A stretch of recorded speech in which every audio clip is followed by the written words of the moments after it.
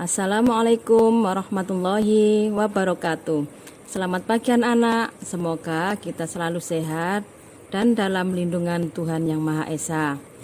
Anak-anak, hari ini kita belajar tema 1 subtema 3 pembelajaran 4.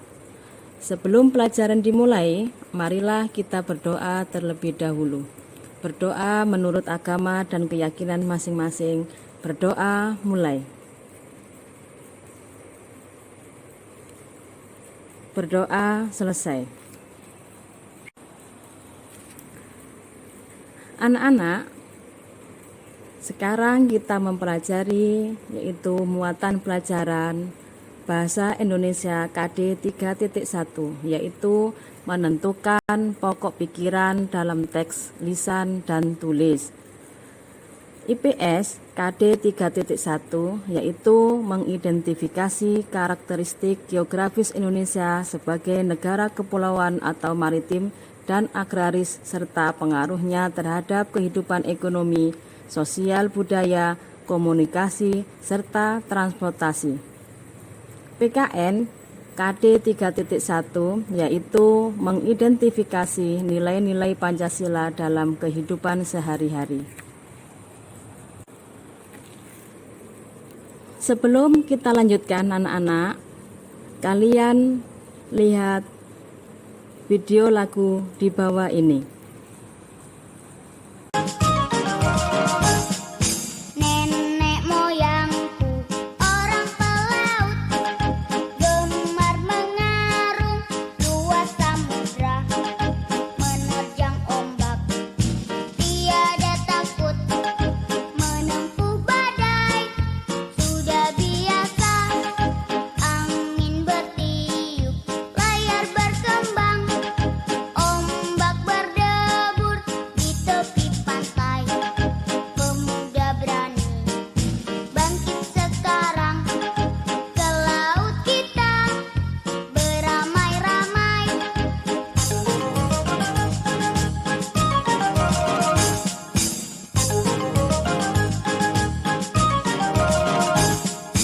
Nenek moyangku orang pelaut, gemar mengarung luas samudra, menerjang ombak, tiada takut menempuh badai. Sudah biasa angin bertiup, layar berkembang, ombak berdebur di tepi pantai. Pemuda berani bangkit sekarang, ke laut kita beramai-ramai. Nah, setelah kita menyimak video lagu tadi anak-anak, yaitu lagu tentang nenek moyangku seorang pelaut. Nah, di sini ada beberapa kalimat yang Ibu bacakan. Nah, di sini kita mempelajari tentang kapal pinisi, kapal penjelajah dunia yang sesuai dengan lagu nenekku seorang pelaut, nenek moyangku seorang pelaut tadi. Nah, di sini anak-anak, kapal pinisi, kapal penjelajah dunia. Kapal pinisi adalah sebuah kapal layar kebanggaan masyarakat Sulawesi Selatan. Tidak hanya itu, kapal pinisi juga menjadi kapal kebanggaan bangsa Indonesia. Ketangguhan dan ketenaran kapal ini telah terdengar di seluruh penjuru dunia. Sudah sejak sekitar abad ke-14, kapal pinisi berlayar dan menjelajah samudra di seluruh dunia. Nama pinisi ini diambil dari nama seseorang yang bernama Pinisi. Suatu ketika dia berlayar melewati pesisir pantai Bira. Ia melihat rentetan kapal di laut, kemudian dia menegur salah seorang nahkoda kapal tersebut bahwa layar yang digunakan masih perlu diperbaiki. Sejak saat itu, orang Bira berpikir dan mendesain layar sedemikian rupa dan akhirnya berbentuk layar pinisi yang sekarang ini. Atas teguran orang tersebut, orang-orang Bira memberi layar itu dengan nama pinisi. Kapal pinisi merupakan kapal istimewa. Kapal ini dibuat oleh tangan-tangan ahli tanpa menggunakan peralatan canggih dan modern. Seluruh bagian kapal terbuat dari kayu dan rangkai tanpa menggunakan paku. Meskipun demikian, kapal ini telah membuktikan ketangguhannya dalam mengarungi samudera dan menjelajah negara-negara dunia. Walaupun terbuat dari kayu, kapal ini mampu bertahan dari terjangan ombak dan badai di lautan lepas. Nah, kapal pinisi adalah satu-satunya kapal kayu besar yang masih dibuat sampai sekarang. Kapal dibuat di wilayah negara kota tercinta Indonesia, tempatnya ke Kabupaten Bulukumba, Sulawesi Selatan. Letaknya kira-kira 150 km perjalanan darat dari Makassar, mengarah ke pesisir pantai Tenggala, Sulawesi Selatan. Di tempat ini, kapal pinisi masih dibuat sampai sekarang. Di pesisir pantai masih biasa kita jumpai tangan-tangan ahli pembuat kapal kayu pinisi. Keahlian membuat kapal ini dimiliki oleh suku-suku di Sulawesi yang tinggal di daerah pesisir, yaitu suku Bugis Makassar. Keahlian ini diturunkan selama beratus-ratus tahun dari zaman nenek moyang mereka hingga sekarang.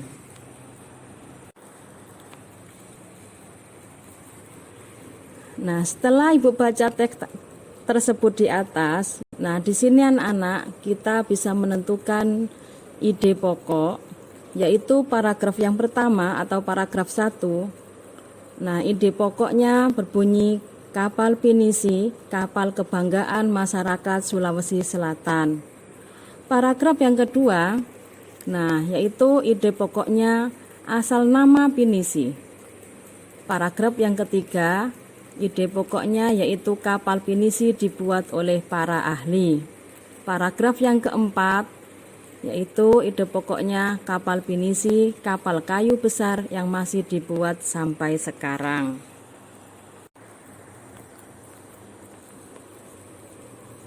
Nah, selanjutnya kondisi geografis Indonesia yang berupa kepulauan mengakibatkan beragamnya budaya bangsa Indonesia. Setiap daerah atau pulau memiliki budaya yang berbeda dengan daerah atau pulau lain. Begitu juga budaya antar suku seperti bahasa, adat istiadat, tradisi, dan sistem kepercayaan. Ciri keberagaman budaya lokal Indonesia. Yang pertama yaitu keberagaman suku bangsa.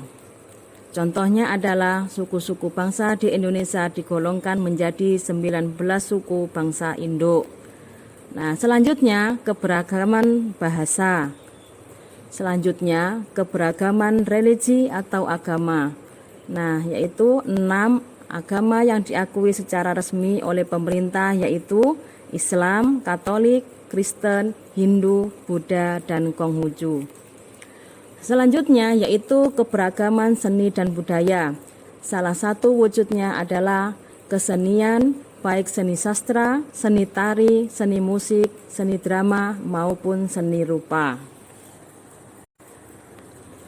Manfaat keberagaman budaya. Segi bahasa yaitu memperkaya perbendaharaan istilah dalam bahasa Indonesia. Yang selanjutnya yaitu segi pariwisata, yaitu dapat dijadikan objek dan tujuan wisata sehingga bisa menghasilkan devisa bagi negara. Selanjutnya segi kebudayaan. 1. Pengaruh luar masuk ke Indonesia, maka masyarakat Indonesia lebih mengenal budaya asing. 2. Dikenalnya kebudayaan Indonesia akibat ramai perdagangan dan pariwisata. Ketiga, timbulnya beraneka ragam kebudayaan dan adat akibat pengaruh luar. Yang keempat, tontonan dan adegan dalam film yang kurang bahkan tidak pantas membawa efek buruk bagi bangsa Indonesia. Nah, di sini anak-anak ada gambar yaitu budaya asli Indonesia. Nah, di situ ada gambar reok Ponorogo yang berasal dari Ponorogo, Jawa Timur. Nah, selanjutnya yaitu pertunjukan wayang kulit. Nah, dan angklung ya, di situ memainkan musik dengan angklung. Nah, di bawah ini budaya hasil campuran dengan budaya dari luar negeri. Nah, yaitu barongsai. Yang kedua yaitu gambar nyanyian keroncong. Nah, yang selanjutnya yaitu menyanyikan musik-musik menggunakan peralatan. Nah, wilayah yang luas berupa kepulauan dan disatukan oleh laut sangat mempengaruhi kondisi transportasi masyarakat. Jalur strategis yang biasa digunakan adalah jalur laut dan jalur udara.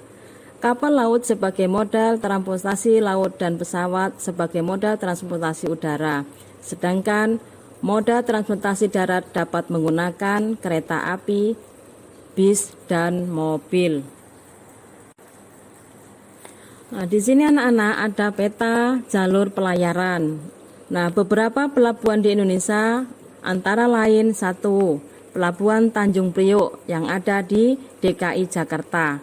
Yang kedua, Pelabuhan Perak yang berada di Banten. Yang ketiga, Pelabuhan Tanjung Perak yang berada di Surabaya. Keempat, Pelabuhan Bakauni yang berada di Lampung, Bakauni yang ada di Lampung. Yang kelima, Pelabuhan Tanjung Mas yang ada di Semarang. Yang keenam, Pelabuhan Ketapang yang berada di Banyuwangi. Yang ketujuh, Pelabuhan Harbor Bay yang berada di Batam. Yang kedelapan yaitu Pelabuhan Soekarno-Hatta yang ada di Makassar.